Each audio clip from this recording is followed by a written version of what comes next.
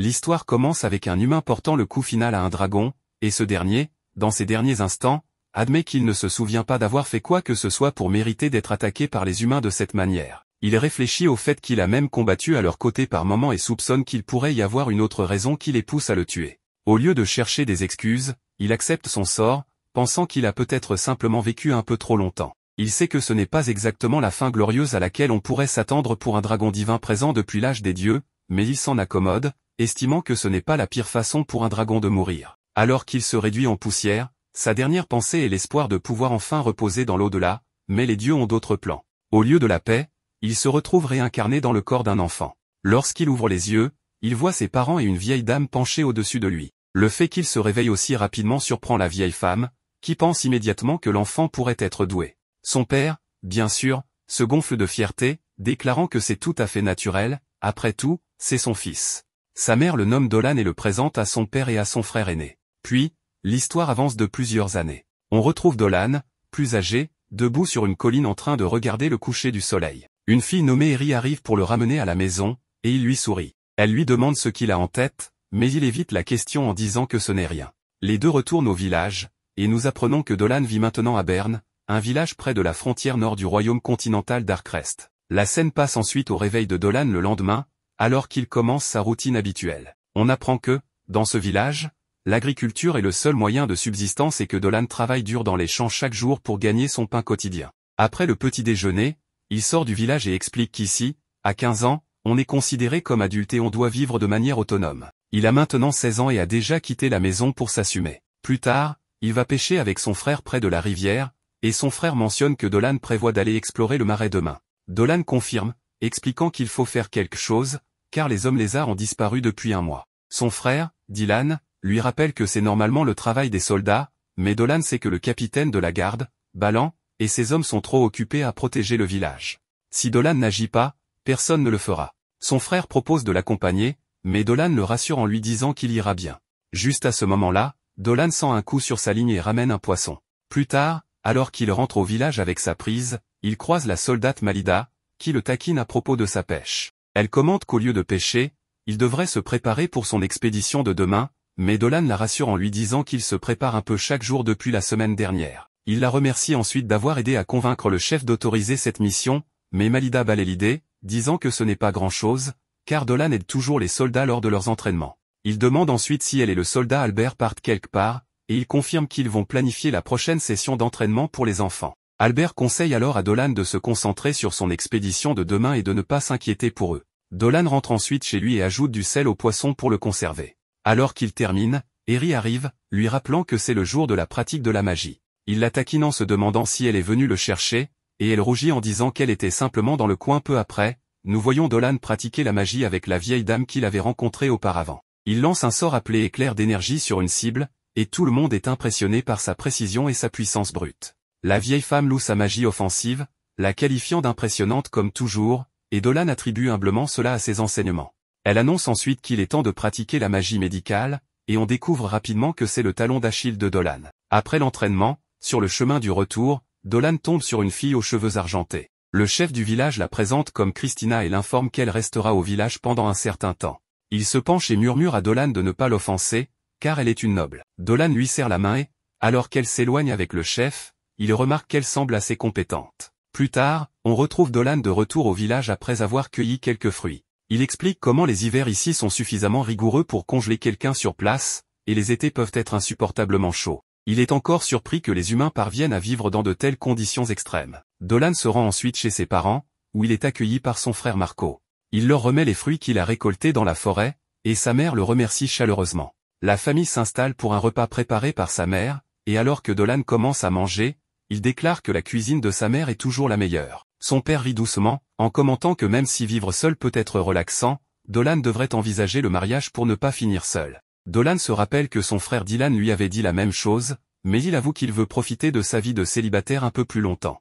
Marco se souvient soudain que Dolan part pour le marais demain, et leur mère exprime son inquiétude, espérant qu'il ne se retrouvera pas en danger. Dolan la rassure, affirmant qu'il ne prendra aucun risque inutile. Son père intervient en lui rappelant que c'est désormais sa décision, puisqu'il est adulte, mais il espère que Dolan reviendra sain et sauf pour ne pas inquiéter sa mère. Le lendemain, alors que Dolan s'apprête à partir pour le marais, tout le village se rassemble pour lui faire ses adieux. Laetitia, la prêtresse du village, lui donne ensuite une simple bénédiction pour le protéger, et la vieille femme de tout à l'heure le prévient d'être prudent, car ses prédictions ont révélé quelque chose de mauvais à l'horizon. Dolan hoche la tête, prenant ses paroles au sérieux. Eri, rougissante, lui tend alors un panier repas, et avec cela, Dolan s'en va, faisant un signe d'adieu en quittant le village. En chemin vers le marais, il explique comment les hommes lézards qui vivaient là interagissaient parfois avec les habitants de Berne, mais qu'un jour, ils ont simplement disparu. Personne n'ayant réussi à comprendre ce qui s'était passé, Dolan s'est porté volontaire pour enquêter. Après un moment, il atteint enfin le marais et commence à inspecter le lac, cherchant la cause du trouble. Il réalise rapidement que le pouvoir des élémentaires de terre est fort ici, tandis que celui des élémentaires d'eau s'affaiblit. Progressant avec prudence, il se rappelle que Maguru, la vieille femme, est généralement très précise avec ses prédictions, et il ressent quelque chose de proche. La main sur son épée, il se prépare, sachant que seuls des monstres puissants peuvent survivre dans un marais dans cet état. C'est alors qu'il aperçoit une magnifique lamia, une créature rare dans cette région. Alors qu'il tire son épée, la lamia lui demande curieusement s'il est tout seul. Il confirme, et elle sourit, visiblement ravie. Elle semble réfléchir à sa prochaine action, se rappelant ce que sa mère lui avait enseigné, utiliser le charme et un petit quelque chose de plus dans des situations comme celle-ci. Sortant de nulle part, elle commence à faire une danse ridicule, ce qui surprend Dolan, puis elle le rassure en disant qu'elle n'est pas venue ici pour se battre. À ce moment-là, un monstre apparaît derrière la lamia, prêt à attaquer, mais Dolan bondit pour la protéger, et tous deux fuient en se cachant sous un grand champignon à proximité. Il se rappelle avoir entendu parler d'un gros tremblement de terre récemment, et suppose que cela a dû déclencher la folie de l'élémentaire. Il soupire, sachant qu'il n'y a aucun moyen de le ramener à la normale, et se présente comme Dolan. La lamia se présente également, sous le nom de Selina. Dolan lui demande alors si elle sait utiliser la magie, et lorsqu'elle confirme, il lui propose de s'associer pour abattre l'élémentaire enragé. Selina, horrifiée, proteste en expliquant qu'étant elle-même un monstre de terre, ses attaques pourraient ne pas être efficaces. Cependant, elle révèle qu'elle possède un sort racial unique qui pourrait faire l'affaire. Dolan propose alors d'aller en première ligne pendant qu'elle le soutient depuis l'arrière. Selina accepte nerveusement, ajoutant qu'ils seront ensemble jusqu'à ce que la mort les sépare. Dolan ne peut s'empêcher de sourire en lui rappelant que c'est quelque chose que l'on dit quand on se marie. Selina, embarrassée, bafouille ses mots, clairement troublée. Les deux restent alors cachés en attendant que l'élémentaire de terre apparaisse. Selina, incertaine de pouvoir faire confiance à un humain qu'elle vient de rencontrer, jette un coup d'œil à Dolan, mais lorsque celui-ci donne le signal, ils chargent ensemble le monstre. L'élémentaire de terre attaque, et Dolan le bloque, protégeant à la fois lui-même et Selina. Celle-ci commence à réciter son sort racial, invoquant un immense serpent qui s'enroule autour de l'élémentaire, l'immobilisant. Dolan saisit l'opportunité pour attaquer, mais Selina ne peut pas maintenir le monstre immobilisé très longtemps, et il se libère. Heureusement, Dolan est déjà assez proche. Il esquive l'attaque de l'élémentaire, saute sur lui et canalise la magie draconique à travers son épée, tranchant le monstre en deux. Cela déclenche un petit glissement de boue, laissant Selina couverte de boue. Dolan, reprenant son souffle, lui demande si elle va bien. À part être un peu sale, Selina se porte bien. Il la remercie ensuite pour son soutien et suggère qu'il devrait la nettoyer puisqu'elle doit avoir froid. Après avoir récupéré les cristaux laissés par l'élémentaire de terre, la scène passe à Dolan et Selina, qui se réfugient dans une cabane en ruine. Dolan prépare le repas, et Selina ne peut s'empêcher de trouver amusant qu'il soit si à l'aise en sa présence. Elle le taquine, et il explique qu'elle n'est pas comme les autres lamias qu'il a rencontrées auparavant, celles-ci ont tendance à être plus méfiantes envers les humains et bien plus agressives. Il lui demande ensuite ce qu'elle fait dans la région, car il n'y a pas de village de lamia à proximité. Selina explique qu'il est traditionnel pour les lamias de commencer à chercher un mari lorsqu'elles atteignent 17 ans, et qu'elle est en plein dans ce voyage. Dolan, en hochant la tête, trouve cela plutôt intéressant. Selina ajoute alors un fait amusant, les lamias sont une race entièrement féminine, elles ne donnent naissance qu'à des filles, et les rares fils qu'elles ont sont toujours de la même race que leur père. Elle poursuit en révélant que les lamias sont le résultat d'une malédiction lancée sur une femme humaine il y a longtemps, et cette malédiction a été transmise de génération en génération. À cause de cette malédiction, elles sont en partie serpents, et leurs fluides corporels sont toxiques. Cela rend la recherche d'un mari compliquée, car celui-ci doit avoir un corps robuste et être résistant au poison, sinon, disons simplement que la procréation devient mortelle. Dolan réfléchit à la difficulté que cela représente pour trouver un partenaire, et Selina confirme que c'est le cas. Elle raconte que sa mère a rencontré son père au cours de son propre voyage, et que son père était humain, tout comme Dolan.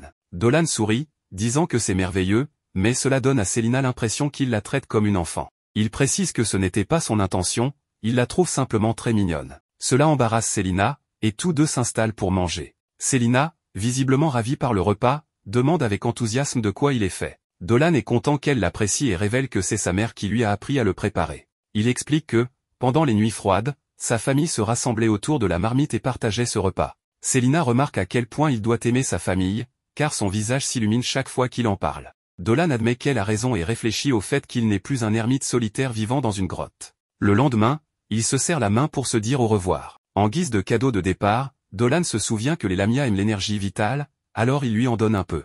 Cependant, cela la fait s'effondrer par accident. Inquiet, Dolan lui demande rapidement si elle va bien, réalisant que l'énergie vitale d'un dragon était peut-être un peu trop pour elle. Mais Célina le rassure, affirmant qu'elle ira bien. Il lui dit ensuite qu'il retourne dans son village, et elle mentionne qu'elle va continuer vers le sud pour trouver un mari. Dolan l'invitait à visiter son village une fois qu'elle aura trouvé quelqu'un, disant qu'il aimerait la présenter à sa famille. Célina accepte avec un sourire, et ils se séparent, chacun allant dans sa propre direction. Plus tard, un garde et un civil du village modeste de Dolan aperçurent une femme traversant le pont en direction de Berne. Le civil fit remarquer qu'il était dangereux pour une jeune femme de voyager seule comme ça, mais elle les rassura en disant qu'il n'y avait aucun problème, car elle était plus forte qu'elle n'en avait l'air, après tout, elle n'était qu'une humble Lamia. Lorsqu'ils réalisèrent qu'elle était une femme serpent, les hommes prirent la fuite, paniqués, sans oser regarder en arrière, laissant Célina frustrée par cet accueil. Pendant ce temps, chez Dolan, Maguru enseignait à ce dernier et à Eri les bases de la médecine magique. Contrairement à la médecine ordinaire,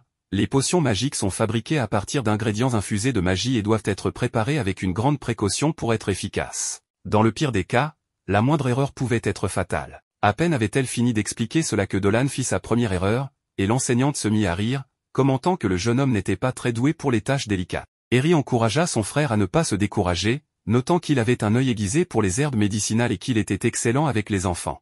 Enfin, un peu timidement, elle ajouta qu'en plus de tout cela, il était aussi beau. Dolan la remercia pour les compliments, mais admit qu'il avait du mal à suivre les recettes complexes, reconnaissant qu'il avait encore beaucoup à apprendre. Quant au mélange d'Eri, Maguru n'y trouva aucun défaut et l'envoya jouer dehors. Eri, cependant, préférait aider sa mère et partit une fois excusée. Pendant ce temps, Dolan réfléchissait au fait qu'en tant que dragon dans sa vie passée, il n'avait jamais eu besoin de médicaments, ce qui expliquait pourquoi il n'était pas doué avec les choses délicates. Malgré la frustration du jeune homme, Maguru le rassura en lui disant qu'il avait une magie offensive de première classe, mais qu'il avait encore des difficultés avec la médecine magique. Néanmoins, l'enseignante lui rappela qu'il n'y avait pas de raison de se précipiter, il n'y a pas de raccourci dans la vie. Dolan avait du talent, et les obstacles qu'il rencontrerait en cours de route faisaient simplement partie du chemin pour atteindre un nouveau niveau. Il se souvint d'une phrase que Maguru disait souvent, la connaissance correcte et les petites déviations. Elle renforça cette leçon, prévoyant de lui apprendre à transformer ses échecs empoisonnés en antidotes. Plus tard, Dolan alla déjeuner chez Eri après y avoir été invité. Le père de la jeune fille prononça une prière au nom de Maïral, la déesse de la nature, pour la remercier de sa générosité. Pendant cela, Dolan réfléchit au fait que cela faisait longtemps qu'il n'avait pas vu Maïral. Après le déjeuner, Dolan se hâta, réalisant qu'il était resté plus longtemps que prévu. Avant d'atteindre sa destination, il fut arrêté par Miu, une personne bovine. Elle lui demanda si ce n'était pas son jour d'entraînement, et il confirma qu'il était en retard pour cette raison. Finalement, elle lui offrit du lait frais, car cette semi-humaine partageait son lait avec les villageois, qui l'appréciaient tous. Dolan avoua lui-même qu'il trouvait cela délicieux, mais annonça qu'il devait partir. Cependant, Miu insista, lui tendant une tasse pour qu'il boive. Après une brève hésitation, il but avec enthousiasme, puis prit congé. Non loin de là, Christina observait Dolan se précipiter à travers le champ. Un peu plus tard, il arriva enfin sur le terrain d'entraînement, où 3 jeunes garçons s'exerçaient à la lance sous la supervision d'Albert. Dolan s'excusa pour son retard, mais le professeur ne semblait pas contrarié. Au contraire, il sourit à son ami et annonça une pause. Les enfants se rassemblèrent rapidement autour de Dolan pour lui montrer leurs compétences à la lance, mais l'homme plus âgé leur dit de revenir après la pause, laissant les jeunes déçus. Soudain, Dolan sentit la présence d'un monstre à proximité. Albert remarqua le comportement étrange de son ami et lui demanda ce qui se passait, mais Dolan balaya la question, disant que ce n'était rien. Plus tard dans la nuit, Dolan retourna dans la forêt, cherchant la source de la sensation qu'il avait eue plus tôt. Dans son esprit, il s'agissait certainement d'un monstre, et peut-être même d'un familier. Suivant ses instincts, il s'enfonça profondément dans les bois jusqu'à apercevoir Célina en train de se baigner. Célina, surprise, faillit se cogner la tête en trébuchant, mais Dolan était là pour prévenir le pire. Avec tout en ordre, l'homme lui demanda ce qu'elle faisait là, mais Célina ne pouvait pas parler, se sentant trop exposée, alors elle lui demanda de fermer les yeux.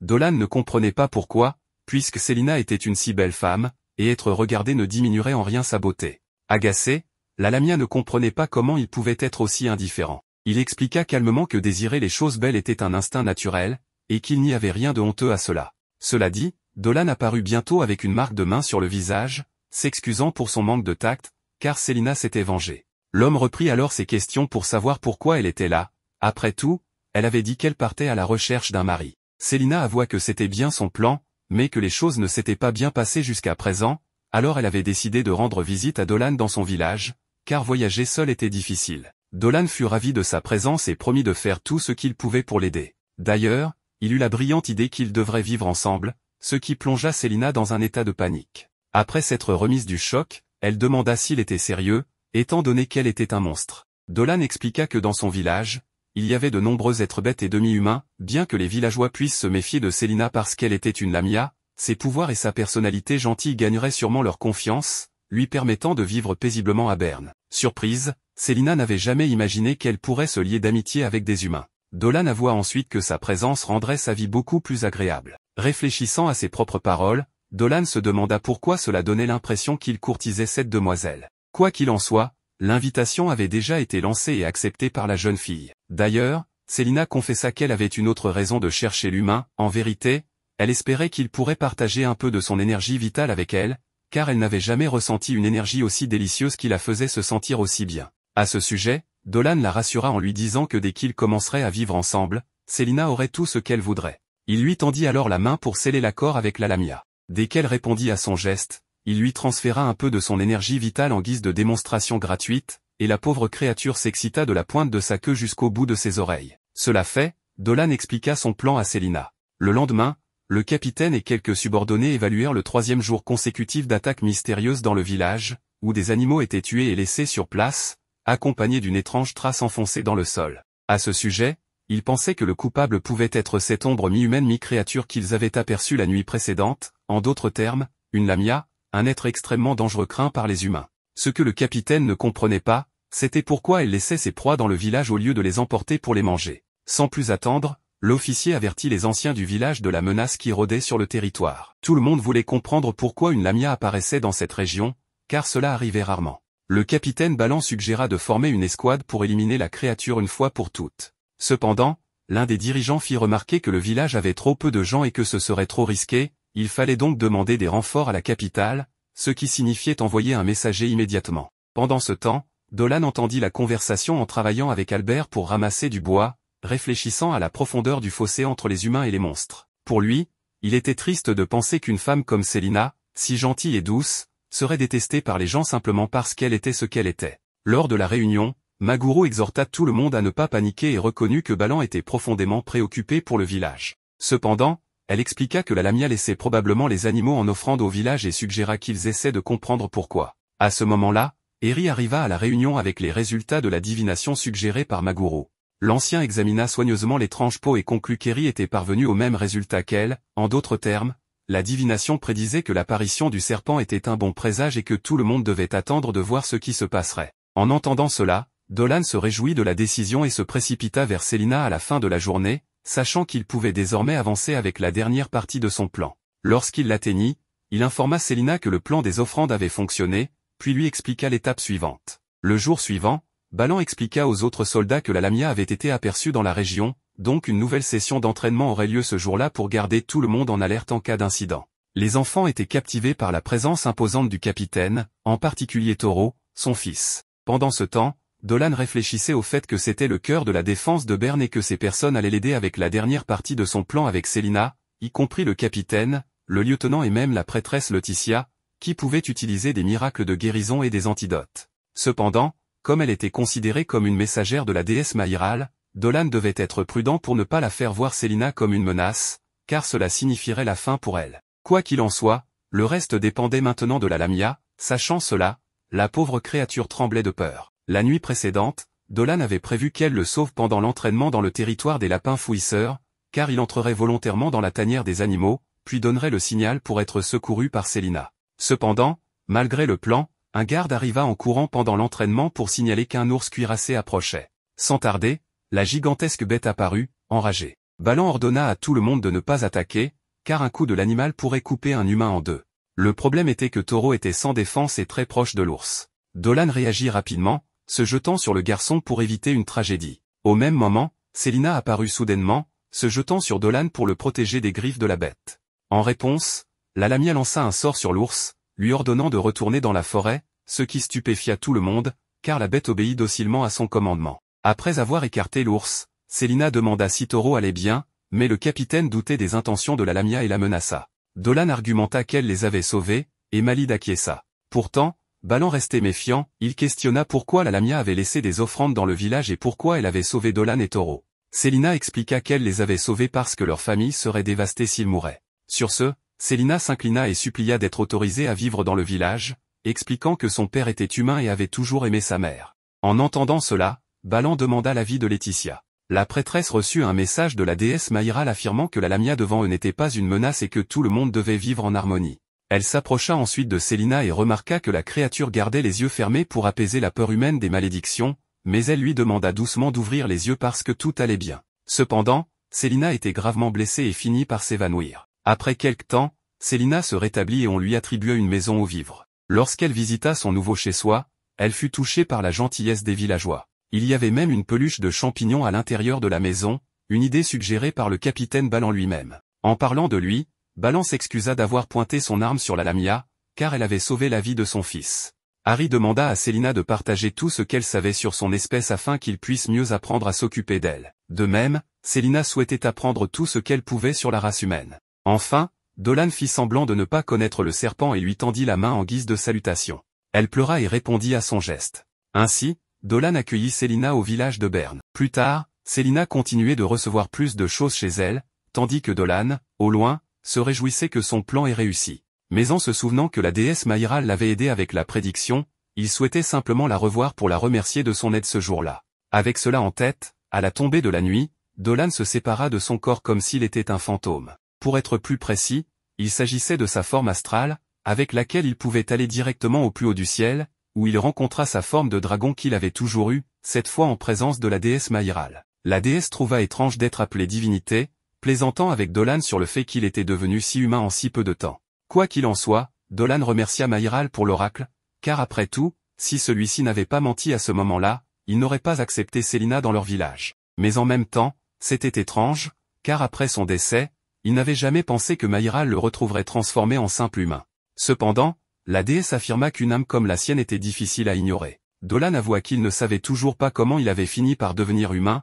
Après tout, le jour où on lui planta l'épée dans le corps, provoquant sa mort, il attendait simplement la fin. Malgré tout, il ne nia pas que renaître en tant qu'humain n'était pas totalement mauvais, car il avait appris qu'il existait des humains qui, malgré les adversités, vivent de toute leur force et sont heureux avec très peu. Il précisa que leur vie, bien que fugace par rapport aux êtres célestes, ne brillait pas moins que celle des dieux. Pour Maïral, celui qui brillait le plus à ce moment-là, c'était lui, remarquant que son cœur et son âme étaient remplis de joie ainsi que de nombreuses espérances. Selon la déesse, ce n'était pas un message destiné uniquement à lui, puisque la Lamia qu'il avait secourue brillait de la même manière. Et en un clin d'œil, il revint à sa forme humaine, où Célina, sans frapper, entra pour réveiller Dolan, car le coq avait chanté depuis un moment. En même temps, Célina se rendit compte qu'elle aurait pu ouvrir la porte et voir quelque chose d'inapproprié sans le vouloir, mais Dolan la rassura en expliquant qu'il venait juste de rêver d'une vieille amie qui lui disait des choses magnifiques et qu'il ne pouvait pas être plus heureux. Célina lui rappela qu'aujourd'hui était un jour important, car il avait promis de planter des pommes de terre avec Christina,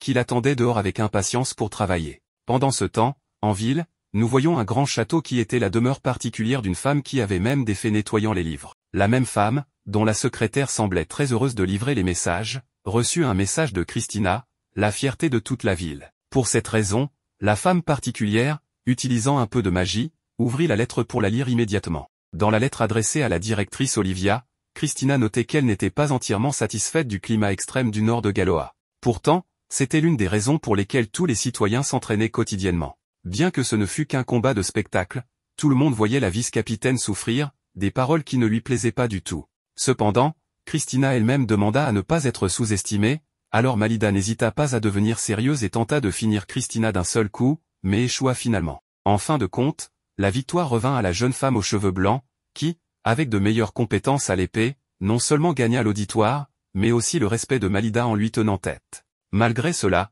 Christina reconnut que Malida avait également très bien combattu, ce qui fit légèrement rougir la vice-capitaine. Profitant de la proximité de Balan, Malida l'invita à déjeuner avec eux, et avec le soutien du capitaine, elle fut accueillie en un rien de temps. Continuant avec la lettre, Christina souligna que, malgré l'éloignement du lieu, le bonheur et la gentillesse étaient le quotidien des habitants. Même à la tombée de la nuit, elle fut accueillie par un banquet accompagné de l'hospitalité des cuisinières du village, qui ne pouvaient s'empêcher de la dévisager pour être trop séduisante. Balan proposa même un petit tournoi de pouvoir mais avec de l'alcool, voulant voir qui tiendrait le plus longtemps. Cependant, ses compagnons conseillèrent à Christina de ne pas accepter, car le capitaine était un ivrogne expert. Cela dit, Balan crut que la jeune femme ne voulait pas boire, mais se contenterait au moins des 2 idiots qui l'avaient amenée pour boire sans être rejetée. Cependant, Christina avait en réalité toujours voulu dire oui, mais elle restait trop timide. Cette même nuit, après avoir eu une belle chambre pour se reposer, elle aperçut le capitaine Balan qui venait tout juste de finir de boire. Pour cette raison, elle décida de s'entraîner un peu plus à l'extérieur de la chambre, sous la lumière de la lune, jusqu'à ce que Dolan et Célina apparaissent après une promenade nocturne. Célina remarqua que Christina semblait un peu triste et voulut savoir si quelque chose n'allait pas, mais comme Christina avait toujours des difficultés à communiquer, elle ne dit rien. La Lamia comprit en un instant et prit la main de son amie pour l'inviter à passer la nuit chez elle. À son arrivée, la première chose que Célina montra fut son lit, sa partie préférée de toute la maison, car il l'aidait à faire de beaux rêves. Cela fit comprendre à Christina que les lits des Lamia étaient différents de ceux des humains, mais même s'ils étaient différents, Célina lui proposa de l'essayer un moment pour éviter tout problème de refus. Dolan rappela à son ami que ce lit pourrait ne pas être aussi confortable pour un humain, ce qui apporta un peu de tristesse sur le visage de Célina. Mais, sans savoir pourquoi, Christina s'allongea sur le lit pour voir ce que cela donnait. En testant également les oreillers, elle ne put nier qu'ils étaient extrêmement confortables pour n'importe quel être. Ce lit et cette maison, selon la Lamia, étaient grâce à Dolan, qui ne tarda pas à expliquer à quel point il avait aidé Célina à être acceptée dans le village malgré son appartenance à une autre espèce.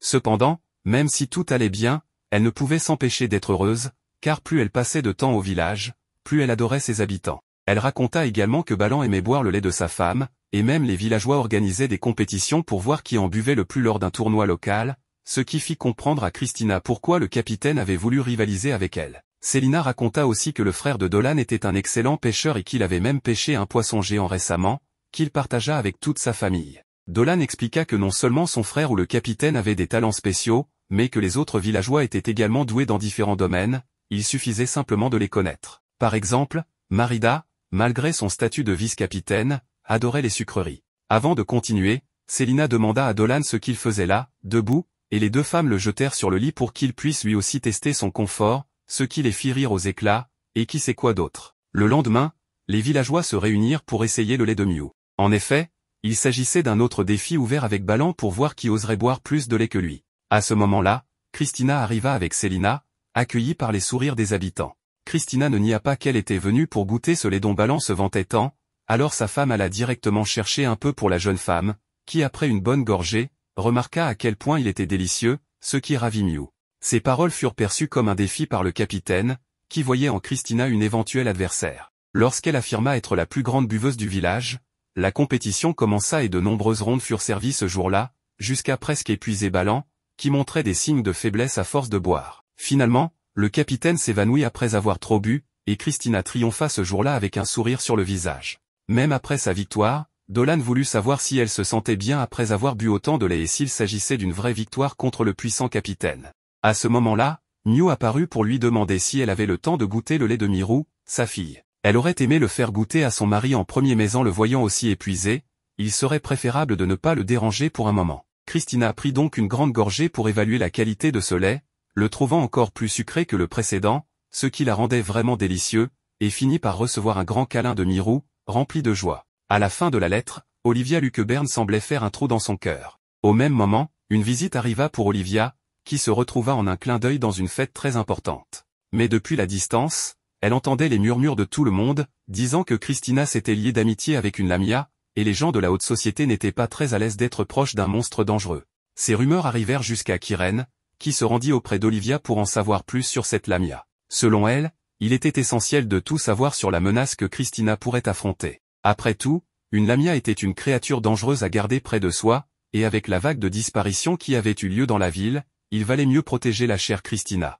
Cependant, la directrice affirma qu'il n'y avait rien à craindre, car selon son élève, la Lamia était très amicale. De plus, l'oracle de la déesse Maïral avait demandé aux habitants du village de vivre avec elle, des paroles que Kiren ignora, préférant se précipiter pour sauver Christina du danger. À cet instant, un homme qui semblait être le propriétaire de ces terres affirma qu'il partirait bientôt pour protéger la jeune fille de tout péril. De retour auprès des protagonistes, ceux-ci venaient de finir de planter les pommes de terre, mais Célina avait commis l'erreur de les planter trop proches les unes des autres. C'est alors que Kless apparut en courant pour annoncer qu'il y avait un problème et qu'il devait se rendre immédiatement à la porte du village, où le maire cacha Christina aussitôt. En effet, l'homme que nous avions vu auparavant, nommé Goda, était aussi le commissaire de la frontière nord, et accompagné de ses soldats, il voulait savoir pourquoi Dolan avait amené une lamia sur ces terres sacrées du roi. Avant que Dolan ne puisse dire un mot, le prêtre voulut rappeler à Goda que l'oracle de Maïra les avait bénis avec la jeune lamia. Cependant, l'ancêtre n'était pas très croyant et voulait simplement éliminer la menace avant qu'elle ne fasse du mal. Dolan rappela à l'homme que la parole de la déesse était plus que suffisante pour ce genre de choses, mais l'ancêtre lui rappela que, s'il voulait rester sur ces terres, il devait se présenter devant le général, qui déciderait si la lamia était dangereuse ou non, les lois étant la priorité dans ce monde. Dolan, en tant que responsable de son arrivée, voulut l'accompagner. Goda n'y vit aucun inconvénient, pensant qu'il souhaiterait sûrement aussi s'entretenir avec lui pour la même raison. À leur arrivée au crépuscule, les villageois remarquèrent que leurs amis étaient emmenés, et Christina songea à parler à la directrice de cette affaire, pensant qu'avec un peu d'influence, elle pourrait changer les choses. En invoquant les lois du vent, elle accéléra pour courir le plus vite possible jusqu'à sa destination, tandis que les heures passaient. Dans le carrosse, Célina semblait calme, mais pas complètement. En voyant que Dolan avait un peu froid, elle lui donna la permission d'utiliser sa couverture et remarqua aussi qu'il paraissait triste de lui avoir causé autant de problèmes ce jour-là. Avec une étreinte que la mère de Dolan lui avait apprise, il put réconforter Célina durant le reste du voyage. Christina parvint finalement à atteindre la capitale du royaume pour discuter avec Olivia de ce qui s'était passé, autour d'une tasse de thé bien chaud. Olivia lui expliqua qu'avec la bénédiction de la déesse, il ne leur arriverait rien de mal, mais la principale raison de la convocation de Célina était en réalité Kyrène, une générale du gouvernement, qui planifiait de rendre la lamia responsable des disparitions survenues dans le royaume. Malgré la distance, l'un des soldats réveilla Célina en pleine nuit, laissant présager le pire. Le duo est emmené chez Goda, qui révèle des informations qui les laissent stupéfaits. Peu après, ils arrivent en ville et sont conduits chez Kyrène. Elle remercie Célina d'avoir fait ce long voyage. Dolan se présente comme le chaperon de la lamia. Lorsqu'on lui demande de s'identifier, Kyrène devine qu'ils doivent avoir faim et les invite à se joindre à elle pour le dîner. La mage congédie le commissaire et lui ordonne de préparer son rapport. Pendant ce temps, Olivia continue d'expliquer l'influence significative que la mage exerce au sein du gouvernement général. La directrice hésite à prendre une mesure qui pourrait être interprétée comme un abus de pouvoir. Goda rejoint leur conversation, et Christina exige de savoir où se trouvent ses amis. Il demande la permission à Olivia avant de répondre, s'assurant d'abord que la meilleure élève est au courant des récents cas de disparition de jeunes femmes dans la ville. Il révèle qu'il se dit que Kyrène serait en vie depuis plus de 300 ans. Christina devine qu'il soupçonne qu'elle utilise de la magie interdite, car une telle longévité est contre nature. Le commissaire révèle qu'on murmure qu'elle posséderait les corps de jeunes femmes grâce à cette magie pour prolonger sa vie. Ils craignent que Kyrène s'intéresse à Célina pour de mauvaises raisons. Le trio se prépare à confronter la mage. La directrice ne voulait pas impliquer une étudiante dans cette affaire, mais elle voit qu'elle n'a pas d'autre choix. Pendant ce temps, Dolan et Célina sont assis à une table remplie de nourriture, et Kyrène informe ses invités qu'ils peuvent manger ce qu'ils veulent. Il la remercie, et la mage promet de faire en sorte que Célina puisse visiter Galoa sans incident à l'avenir. Célina avoue qu'elle pensait qu'elle allait être éliminée lorsque tous les soldats l'ont entourée. Kyrène lui dit que c'était une possibilité si leurs soupçons selon lesquels elle manipulait les villageois avec ses yeux maudits étaient confirmés. Cependant, elle admet que cela aurait été une erreur, car Célina est si pure et belle, elle n'a jamais vu une lamia aussi éblouissante. La mage souligne tous les aspects désirables de Célina avant de déclarer qu'elle veut la dévorer avec un regard dérangé. À ce moment-là, Dolan et Célina s'effondrent, leurs boissons ayant été trafiquées. Kyrène les emmène dans son laboratoire et les fait attacher. La mage est excitée car cela faisait longtemps qu'elle n'avait pas capturé de lamia. Elle admire la peau de Célina et a hâte de la faire sienne. Dolan l'arrête alors qu'elle s'apprête à faire la première incision. Kyrène est surprise de le voir réveillé et se demande si elle a fait une erreur avec le dosage. L'ancien dragon remarque que le cercle magique sur le sol est dessiné avec du ketchup naturel, ce qui indique que cela fait partie de sa routine, étant donné son installation. Kyrène avoue qu'elle a cessé de compter ses victimes lorsqu'elle a atteint 100. Elle déclare qu'elle l'a fait pour la recherche et pour collecter les belles choses chez les autres, car c'est ce qui la rend attrayante. Elle confesse avoir passé un pacte avec le diable, comme une célébrité hollywoodienne typique, et avoir pris des parties de différentes créatures. La mage estime qu'il est temps de se mettre à jour et promet d'utiliser toutes les parties de Célina. La lamia se réveille également, furieuse que la mage ait fait souffrir tant de gens juste par vanité. Elle constate que les avertissements du commissaire étaient justifiés. Dolan révèle qu'il possédait un objet magique qui transmet le son, et que Goda et les autres ont entendu ses vantardises sur ses actes terribles. Les murs du laboratoire explosent soudainement alors que Christina et les autres font irruption. La noble dame n'en revient pas que Dolan et Selina aient accepté d'être des appâts pour ce plan. Le commissaire donne l'ordre aux soldats d'appréhender Kiren. Il devine que la mage avait prévu de faire accuser Selina des enlèvements, et que la Lamia aurait été éliminée sous prétexte qu'elle résistait. Une fois la situation réglée, Kiren aurait utilisé le corps de Selina pour vivre son fantasme. La mage ne pense pas qu'il pourrait comprendre son calvaire, car ils sont nés avec de beaux visages. Elle révèle qu'elle est née laide et qu'elle détestait cela, alors elle a pris la beauté des autres pour s'élever. L'idée qu'il patronne ses efforts la met en colère, alors elle décide de leur montrer les fruits de ses 300 ans de recherche. Le résultat est décevant, car elle se transforme en un monstre hideux et exige qu'ils lui remettent Selina. Elle tend la main vers sa cible, mais ils esquivent tous. Dolan révèle qu'elle a assemblé diverses espèces grâce à la magie, et il ne peut qu'imaginer le nombre de vies qu'elle a prises pour que cela soit possible. Les parties des différentes créatures bougent alors qu'elle déclare qu'elle vivra en harmonie avec ces êtres pour toujours. Kiren estime que Selina est privilégiée de pouvoir faire partie de cette beauté.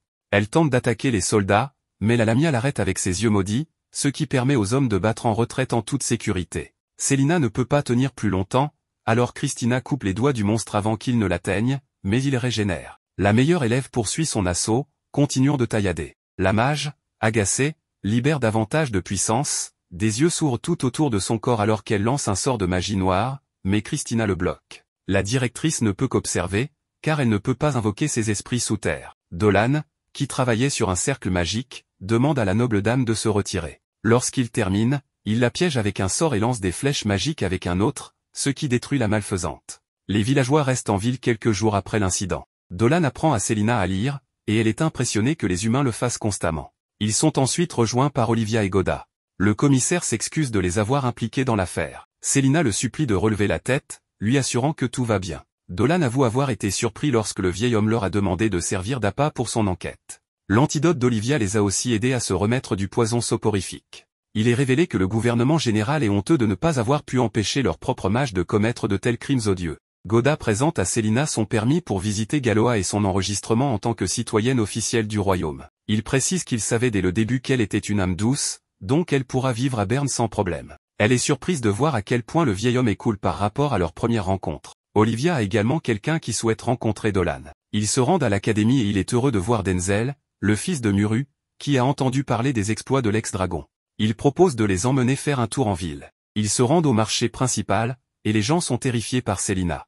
Elle n'est pas blessée par leur peur et souhaite simplement acheter des cadeaux pour tout le monde au village. Après quelques achats, ils se préparent à partir, et Dolan demande à Denzel de venir visiter le village bientôt. Il invite l'ex-dragon à rejoindre l'académie. Denzel a parlé à la directrice plus tôt et pense que son pouvoir magique extraordinaire est gâché. Dolan apprécie l'offre, mais il se sent toujours nécessaire au village. Ils comprennent, mais lui laissent le temps de réfléchir à l'offre. Olivia suggère discrètement qu'elle sait quel genre d'âme Dolan a et déclare que ses pouvoirs aideraient davantage de personnes s'il développait ses connaissances à l'académie. Denzel pense aussi que quitter le village pourrait être le meilleur moyen de le protéger. Selina est attristée de l'entendre dire cela.